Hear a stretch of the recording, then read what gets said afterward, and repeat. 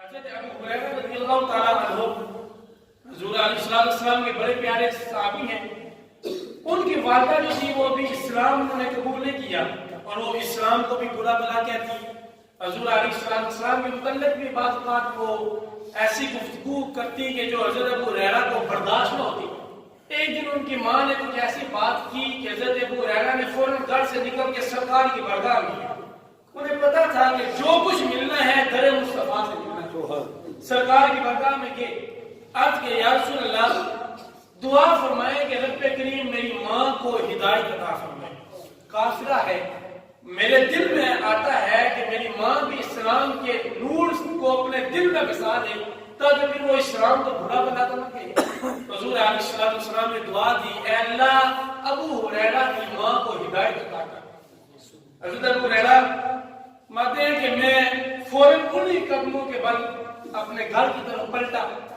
تو جب میں دروازے پہ دستک دی تو ماں نے کہا کہ اے ابو ہریرہ تھوڑی دیر ٹھہر. تو حضرت ابو ہریرہ کہتے ہیں کہ میں دروازے پہ کھڑا رہا، انتظار کر رہا کہ کب ماں دروازہ کھولے گی. تو میں نے آواز سنی کہ پانی جو ہے وہ بہہ رہا ہے.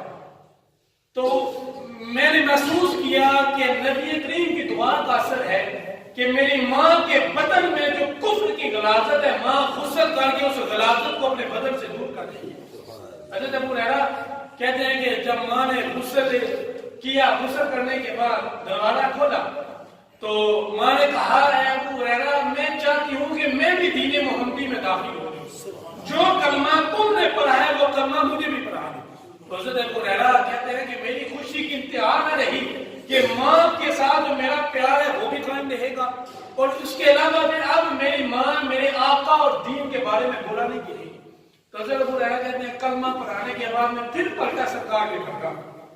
میں نے دل میں کیا کہ یہ وہ نبی ہے کہ جن کی دعا فوراً قبول ہوتی ہے. میں نے عرض کی یا رسول اللہ میری ماں نے آپ کی دعا کی بدولت اسلام کی دعوت کو قبول کیا. یا رسول اب یہ بھی دعا کیجیے کہ رب ہر مومن کے دل میں میری اور میری ماں کی محبت کو ڈال دے. میرے آقا نے دوبارہ اپنے رحمت والے ہاتھوں کو اٹھایا اور دعا کی اے اللہ ہر مومن کے دل میں ابو ہریرہ اور ابو ہریرہ کی ماں کی محبت کو ڈال.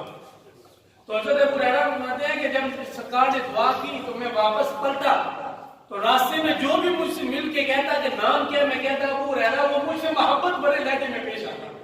تو اب دیکھیں حضرت ابو ہریرہ کہتے ہیں کہ ہر بندے کے ہر مومن کے دل میں رب کریم نے میری اور میری ماں کی محبت کو ڈالا. اب آپ نام سن رہے ہیں، آپ دل سے بتائیں گے کہ آپ کے دل میں لذت نہیں محسوس ہو رہی؟ یہ محسوس ہو رہی ہے تو یہ میرے آقا کی دعا کی قبولیت کا اثر ہے. تو میرے بھائیو یہ ہے در مصطفیٰ کی فضائل، یہ حضور علیہ السلام کی صرف لبوں کا کمال.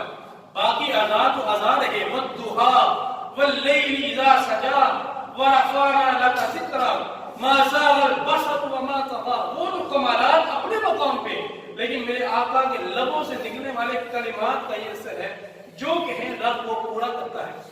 تو پھر یاد رکھیں حضور علیہ السلام کے لب سے نکلنے والا ہر کلمہ حق پہ مبنی ہوتا ہے.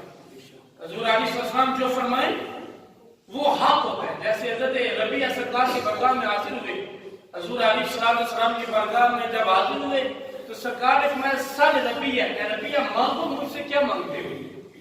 تو حضرت ربیعہ نے کہا یا رسول اللہ جنت میں آپ کی قربت مانگتا ہوں.